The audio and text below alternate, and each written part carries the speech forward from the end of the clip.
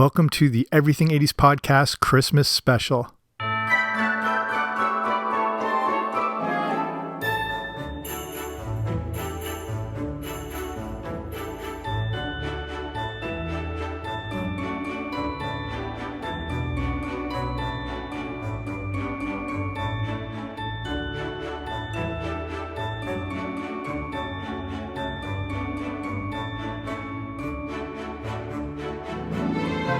Hey there, welcome to the Everything 80s Podcast Christmas Special. I'm Jamie, thanks for coming on out. I'm here ready to go. I've got my spiked eggnog, I've got the fireplace channel on the TV that's pumping out some decent heat, which I should probably check on, which isn't good for the TV. So here's what we're going to do. We're going to look at a classic 1980s movie, just a quick look, and then the sequel to it, which you've probably never heard of before. Then we're going to look at another classic, which is first from the 1960s, but has become a part of childhoods, especially through the 80s, the 90s, the 70s. That, of course, is the Rankin Rudolph the Red-Nosed Reindeer. So we're going to take a deep dive on all of that. But before we start, if you haven't already, make sure you subscribe wherever you find your podcasts. I should be there. And then speaking of that, coming up, if you're part of the Patreon movie club, I'll be releasing a show in the next week or two that will be a review of another 1980s Christmas classic. I won't give it away. I'll give one hint. The one hint, the sort of deep dive from the movie is The Night the Reindeer Died. If you know the movie I'm talking about, you know exactly what this is. If not, that will be the surprise you can look forward to. So if you're not sure what that is, Patreon is a way to support the show and also get like bonus content while you're at it. And there's different tiers and like different levels. It starts as low as like $2 a month. And with the different levels come the different rewards. And one of the tiers is the Everything 80s Movie Club, where I review the good, the bad, and the ugly of 1980s movies. So that'll be coming up. If you want to learn more about that or check out, you know, the different levels and everything that comes with it, you can go to patreon.com/80s. So patreon.com/80s, or wherever you're listening to this, wherever there's like the show notes or the details, there'll be a link there if you want to check out more. Okay, now let's get on with the Christmas special.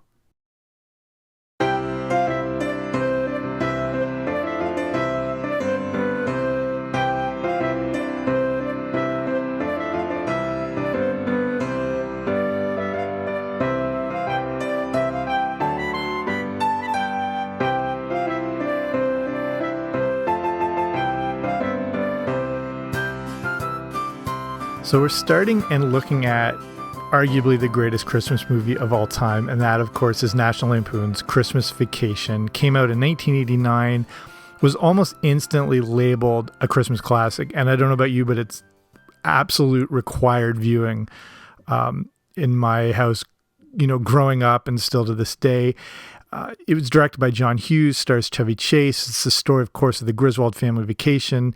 And, you know, over the years, the popularity has continued to grow and grow. And I'm not going to focus entirely on this. We're going to get to the sequel, which you may never have heard of. But I don't need to go over the plot of National Lampoon's Christmas Vacation, because if you're listening to this show, you should know this movie like the back of your hand. But looking at a few sort of behind the scenes things to do with this movie.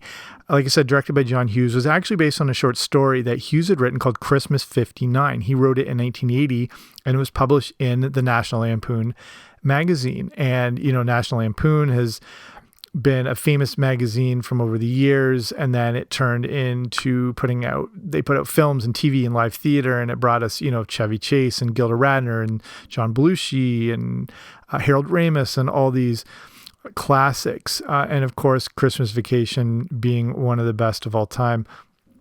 So the story like with Christmas Vacation is Chris Columbus, who made movies like, you know, Harry Potter and Gremlins, whatever, was the first person to be in charge of going over the production of the movie, and then he would be the director. He was involved, but just didn't get along with Chevy Chase at all. And basically it was a combination of like him quitting / being pushed out. Then they brought in John Hughes, and that changed sort of the whole direction of the movie. But Chevy Chase is notoriously famous for being difficult to work with, which you probably never knew growing up because we're like, oh, it's just Clark Griswold. So the movie first started shooting March 27th, 1989 in Colorado. They've used a few other locations, including the Warner Brothers ranch facilities in Burbank. So everything you've seen that includes the Griswold's house and the street were all actually done in a studio. And if the house looks familiar, it's because it was the same one used to film Bewitched. So the movie came out at an interesting time. It was debuted on November 30th, 1989, which was the same weekend as Back to the Future 2. And I don't remember seeing Christmas Vacation until years later on video. I think mostly because I was so excited for Back to the Future 2, and it had a relatively late release. November 30th isn't bad. Some movies open on Christmas Day, some are earlier. It was tough, and again, going up against Back to the Future was difficult, but it made nearly $12 million its opening weekend. Converted for today was around $24 million. Not great, but okay.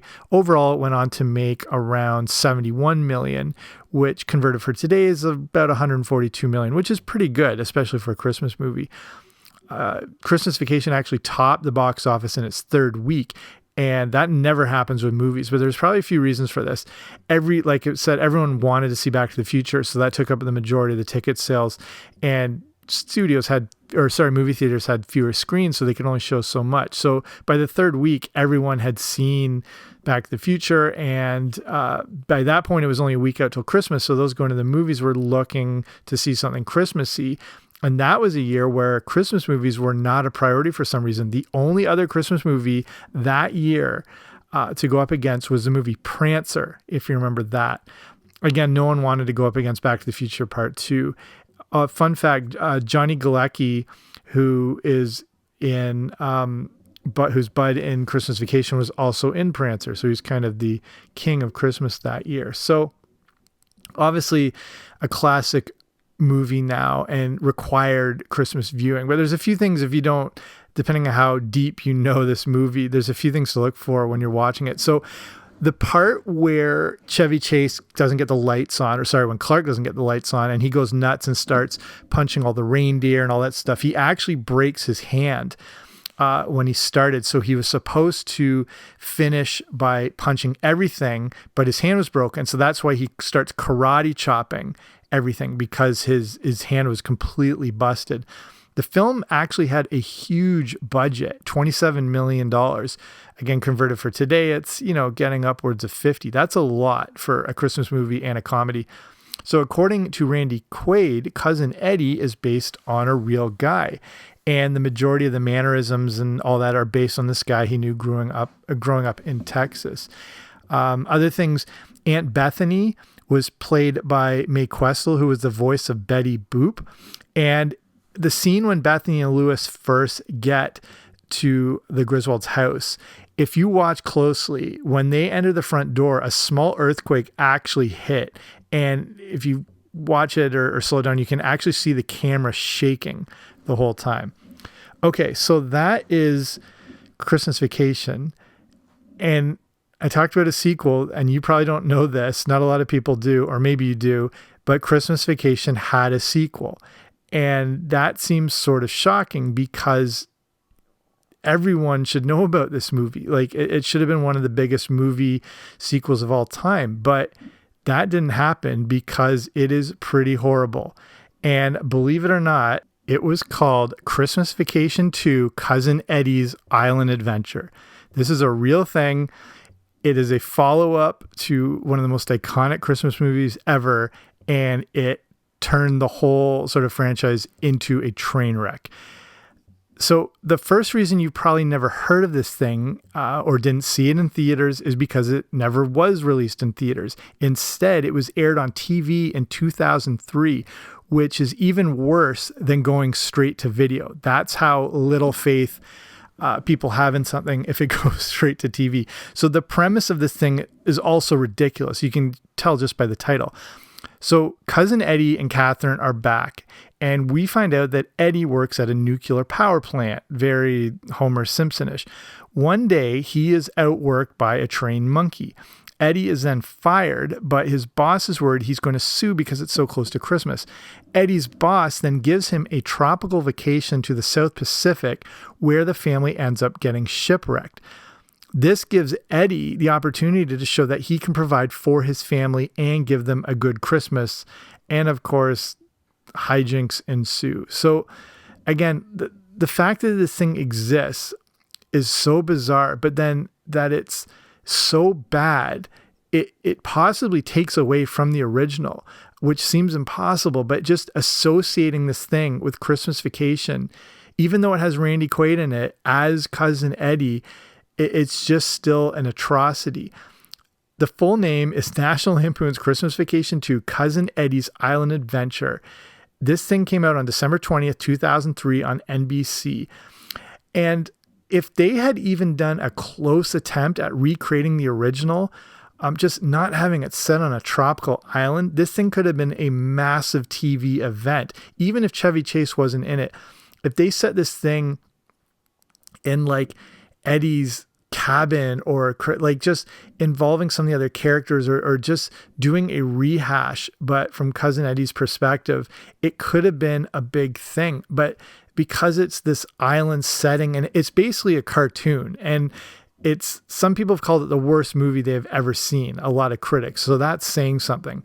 And again, the fact that this actually exists surprises most people, especially if you're a fan of the original Christmas Vacation, because you're like, how would I have never heard of this? Even the mention of a sequel to Christmas Vacation. Basically, what this seems like is a script that was lying around for something else. And they thought the only way to give it some attachment is to sort of insert the character of Eddie and attach the name Christmas Vacation. But of course, it flopped in every way possible. Sometimes depending on YouTube, you can see copies of it. You can even buy it to rent. I'm not sure if you'd want to do that. But if sometimes before they get taken down, you can actually watch the whole thing on YouTube. But I mean, be warned, it's brutal. Even Randy Quaid trying to recreate Eddie, he can't do it in that circumstances. He can't be the lead of the whole thing. He's like the supporting player at best. And that's what makes him so good in Christmas Vacation. Okay. So that's just the look at the classic movie sequel that you probably never even heard of.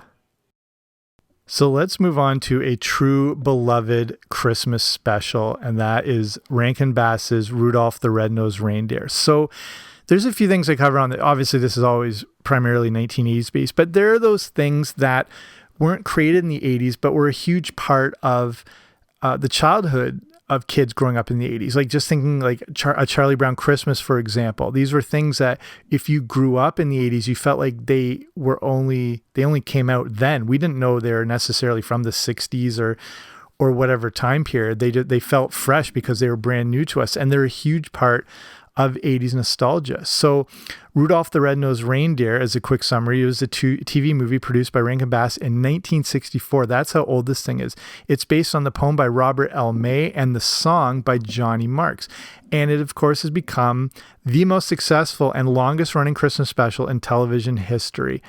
This is what I love about shows and specials like this, is because they're not limited to the 1980s. It's found an audience with every generation. But for the kids of the 80s, the Rankin Bass Rudolph special has been adopted by all of us as it's ours. And it's a little tougher now because, kids aren't necessarily watching network television, and, you can watch it on YouTube, but we waited for this thing. Like you had to wait, if you obviously recorded it on VHS or whatever, but not everyone had a VCR, even in the early to mid 80s. So this was an event like Frosty and Charlie Brown Christmas. You waited all year to watch this thing. Now you can watch it pretty instantly, and it might not necessarily mean as much to kids, but I think they still do appreciate it. But again, it's a big part of the childhood of kids of the 70s, the 90s, the early 2000s, but specifically to a lot of kids in the 80s who we found have adopted it more as almost like an 80s special more than any of these other decades. And it's amazing that a TV special that is more than 50 years old continues to be a crucial part of the holiday season. For some people, Christmas doesn't start until Rudolph either airs on TV, and it still does, or you've watched it in whatever capacity. The first few scenes of it immediately bring up this magical feeling that happens every time you watch it. So let's dive into this. You probably think, of course, of the holiday special when you think of Rudolph. You may even think of the song, which predates it, but both are predated by a booklet written by Robert L. May in 1939. The story of Rudolph was created for a retailer in Chicago called Montgomery Ward. They had given out coloring books for Christmas and thought it would be cheaper if they made their own one. May would put this together and somehow landed on this idea of using a reindeer as the main character. He played around with a few different names, including Rollo and Reginald, before landing on Rudolph. The story behind the story is that May needed a theme and got one when looking out of his office window to a fog-covered Chicago. The idea hit him that a bright red nose would be able to shine through the fog to help Santa find his way. The department store originally hated the idea, especially with Rudolph having a red nose. At this time, this was a way to caricature a drunk, in a comic or a cartoon. You gave them a red nose and it just sort of insinuated they were an alcoholic or whatever. So May brought in an illustrator to create a look that wasn't going to imply this. The story was written as a poem, and 2.4 million copies would be produced. The first mass-marketed version of Rudolph the Red-Nosed Reindeer would be published in 1947 by Maxton Books. There would be a few follow-up books, including the sequel, Rudolph the Red-Nosed Reindeer Shines Again. That came out in 1954. It turns out that May had already written a sequel in 1947, but it was never released until Applewood Books tracked it down and released it in 1992. It was called Rudolph's Second Christmas. So that brings us into the song, Rudolph the Red-Nosed Reindeer. So quick, who first sang the Rudolph song? You probably guessed Gene Autry, as most people do, but that's the familiar version that we all know. But the original was first performed by Harry Brannon and was first debuted in New York City in November 1949. The song was written by Johnny Marks, who was a brother-in-law of May. Marks took the general story that existed from the poem, but added in a part where he gave names to the other reindeer. Marks also wrote songs like Rockin' Around the Christmas Tree. Gene Autry would then end up recording it in 1949. He originally passed on it, if you can believe it or not. He felt this Christmas kitty song would detract from this sort of cowboy persona he was trying to give off, but, aren't we all in some way, I guess. It was his wife that convinced him to record it. It was originally pitched as a B-side choice for a record, and Autry had very little confidence in it. The song was, of course, a massive hit and reached #1 on the Billboard charts. Not only was this by far the biggest hit of his career, but it would also be the biggest selling single in the history of Columbia Records. The album he released with him and Rudolph on the cover would sell 2 million copies in its first year, 30 million in total, and it's the second best-selling Christmas album ever after Bing Crosby's White Christmas. The song has been recorded dozens of times by many prominent artists, and it gave us the image and the story that would be captured in the Rankin Bass Rudolph movie. But before that came out, Rudolph would first appear in a cartoon in 1948. This was before the hit song came out, but it follows the basic story from the poem. You can find this on YouTube as well, the last I looked. There isn't any Island of Misfit Toys in this or a Bumble, but it's the standard telling of Rudolph being shunned, but rising up to save the day. It's just a short film. It's only around 8 minutes long, and it was also done to promote the Montgomery Ward department store in the same way the original story was about a decade earlier. The cartoon doesn't feature any music, but when the song became a massive hit, it was added in for re-release in 1951. Again, check it out. There's various restored versions. I assume it's on YouTube. As soon as they get taken down, someone puts a new one up. But you can find the original 1948 release. Usually it starts out with Silent Night at the beginning because the Rudolph song didn't exist. And it looks a little Disney-ish. And, the sound isn't great, but whatever. So now we move on to Rankin Bass. So the name is synonymous with stop motion animation for a variety of TV specials. Rankin Bass production started not that long before Rudolph would first air in 1964. This was an early project. It was started by Arthur Rankin and Jules Bass. They were first known as Videocraft International in 1960. They dubbed their style of stop-motion animation Animagic, and it would be produced in Japan. They also did some traditional cell animation using a studio here in Canada called Crawley Films. Their first few releases included the stop-motion New Adventures of Pinocchio, that was in 1960, and then an animated special called Tales of the Wizard of Oz. They were meant just as little kiddie shows that would be shown around the country and whatnot. But both of these productions would be funded by regular bank loans, and they didn't get a lot of return on their investment, so it wasn't looking good. Rankin Bass wanted to get on network TV. That's where the money was.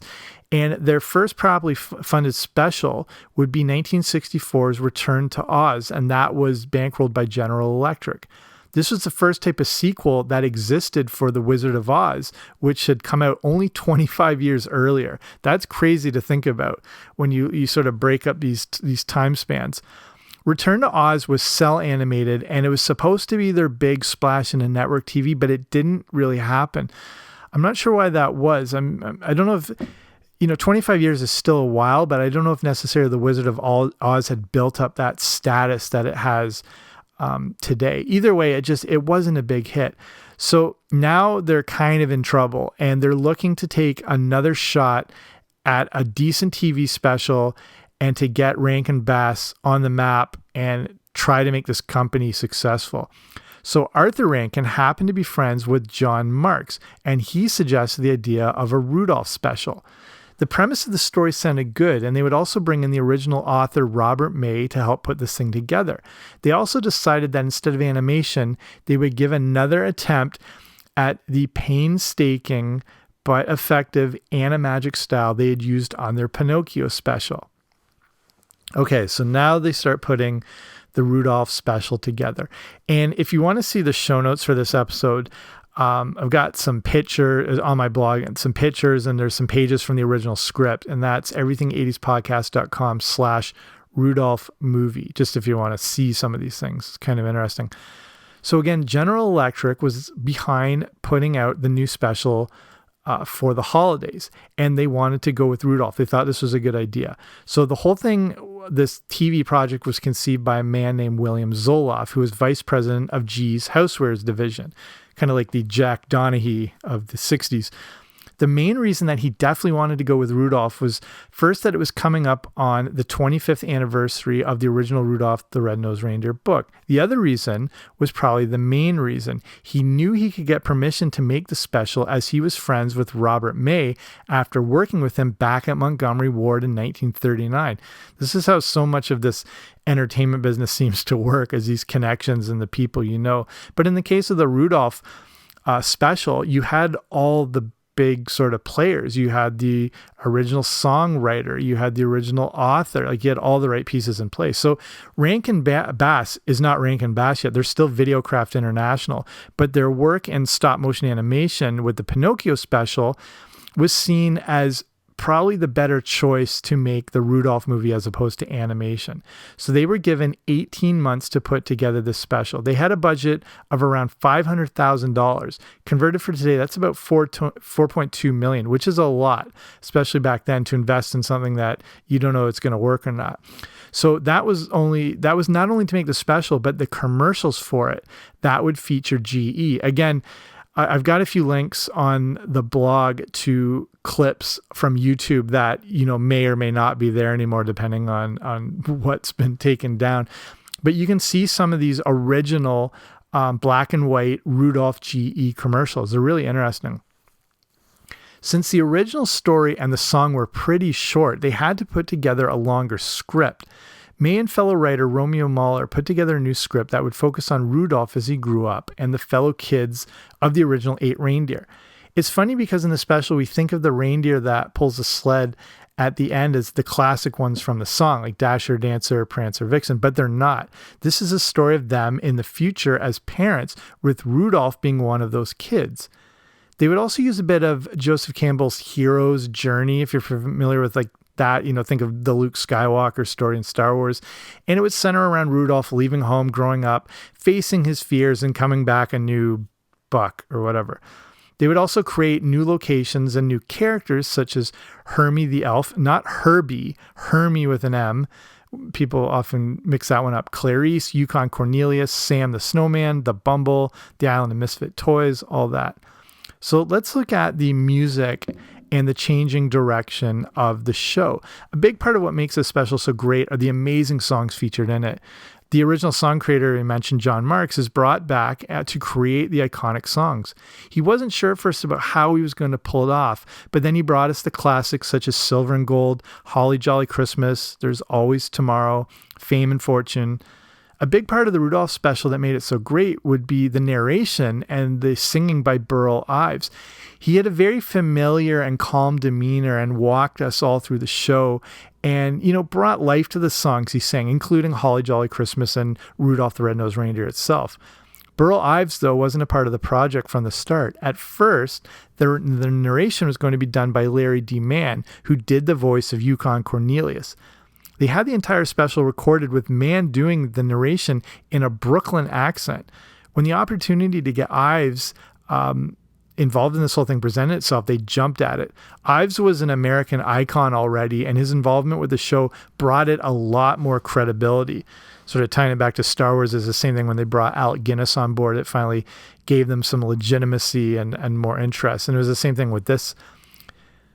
So since none of the animations had been done yet, they were able to create Sam the Snowman with the likeness of Ives. So they weren't totally having to scrap all the work they did. They were easily able to just sort of put things over the top.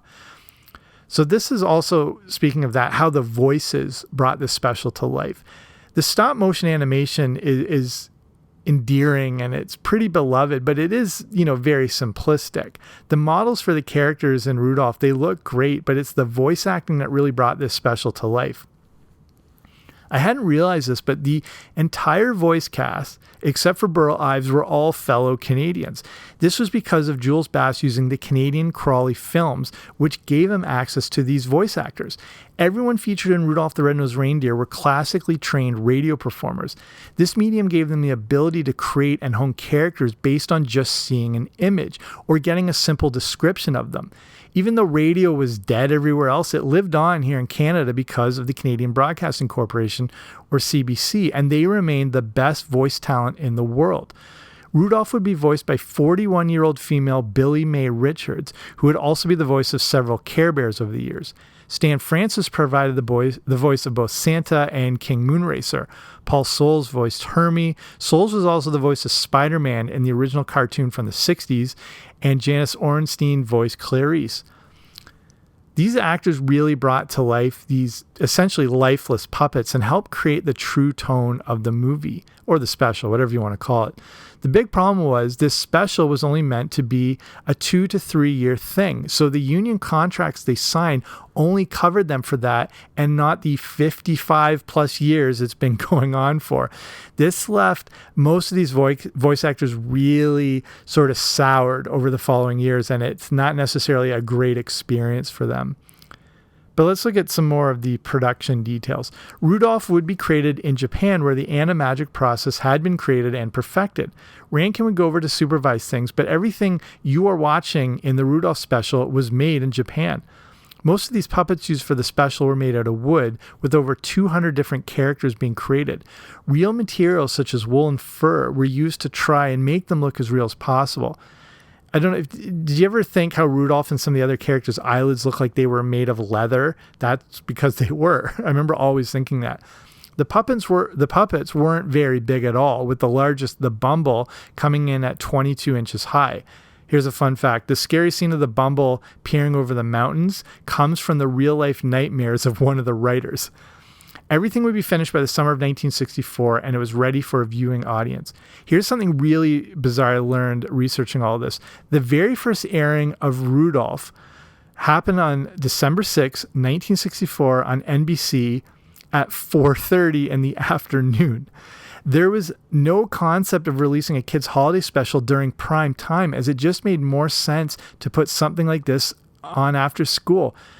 And it was a huge hit. And of course, it crushed everything else in the ratings. Let's look, though, at the original ending and some future changes that happened to the special. Unless you watched that original broadcast or somehow saw a tape of it, you would have seen a show that is different from the ones that existed from 1965 to today. The end of the original broadcast is Santa flying overhead in his sleigh with elves dropping presents. There were no misfit toys, and they had been flown right past them, leaving behind as they thought Santa was coming for them. Upset kids started writing thousands of letters wondering what happened to all the misfit toys.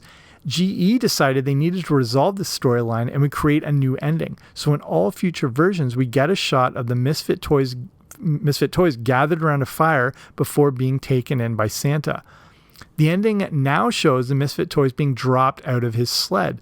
The old version was using presents dropped from the sled as the closing credits played over them. Because of this new and longer ending, some cuts to the original show had to be made. The first thing to go was an extended version of We Are Santa's Elves, which included a longer musical interlude. There was also the issue of We're a Couple of Misfits that was sung by Hermie and Rudolph. This was a full scene in the original 1964 airing, but it was replaced by Fame and Fortune in 1965. In 1993, CBS found the original Misfits scene and put it back in, making it the closest thing to the original version. In 2005, for some reason, CBS put out a new edit of the show. This still included the audio of We're a Couple of Misfits, but it was dubbed over the scene for Fame and Fortune. Also, I'm never sure what the deal with Susie the Misfit toy is, as she doesn't seem to have anything wrong with her. And then apparently, according to Rankin and the writers, her issue was that she was under psychiatric care at the time. That was their whole thing. Another part cut, which should have never been removed, was Yukon Cornelius finding a peppermint mine, which he had been looking for throughout the entire series. I wish we could get sort of a despecialized version of this released, like in high quality, but I'm not sure that's going to happen anytime soon. Okay, now we look at the story of the missing puppets. And you may have seen this story over the years, or if you've watched shows like Antique Roadshow, you've maybe seen this. This story's been covered on a lot of places like CNN and where everything, but it's the case of the lost and then found original puppets. I'm not sure if you can call the figures used for filming puppets, but I guess technically they are. So here's the story. There were a few sets of the puppets used for filming. One stayed in Japan, and a few of the characters were given back to Rankin Bass, who had them displayed in Rockefeller Center in New York, as the show was still owned by CBS. Eventually, the puppets were taken back, and Rankin would end up giving them to his secretary, Barbara, in 1970. She took them home and just gave them to her nieces and nephew, who would end up playing with them like any other toy. They eventually found their way into the upstairs attic, where her nephew would find them years later, but they were in pretty bad shape. The puppets, specifically Santa and Rudolph, ended up on an episode of Antiques Roadshow, where they were considered to be the authentic thing. These two were the only surviving ones, as the others had all melted together from being stored in the attic. They were valued at around $5,000 to $8,000 despite the rough shape they were in. They would end up being sold on eBay for around $12,000. Where a company helped in the restoration process. The newly restored figures were taken on the road so everyone would be able to see a piece of TV history. They would then end up being sold again for $100,000 to a private dealer, who would then be offered $200,000 by Hollywood Treasures. The owner would then put them back up on eBay with the astronomical price tag of $10 million. As of right now, I believe they are still with that private owner. So who knows where or who they will end up, belonging to. That it's a pretty crazy story. Okay, so we'll start winding it down here. And again, despite this, like I said, about this podcast being about the 80s, you know how important the Rudolph movie was to you if you grew up in the 80s, the 70s, the 90s, whatever time. Like I said, it's the most successful and longest running Christmas special in TV history. And even though it's available online and on demand and on video, it's airing on network TV each year, and it still causes a massive interest. In 2018 and 2019, it pulled in over 8 million viewers, and it seems to stay around that 8 million mark every year. That is huge for TV viewing. If you have a show that does like 4 million, that's considered successful. This is double that. It even creates a stir on social media, with Rudolph trending in the top 10 worldwide on Twitter. Even, I think it was in 2019 or 2018, even Yukon Cornelius was a worldwide trending topic when this thing airs. I think as long as TV exists, the Rudolph movie will still be played. So that's the deep dive on the Rudolph special, and I'll finish off this Christmas spectacular. I hope you enjoyed it. Hope you were entertained, learned some interesting stuff, and hopefully you have a happy and safe holiday. I will be back soon again with a new episode. Don't you dare miss it.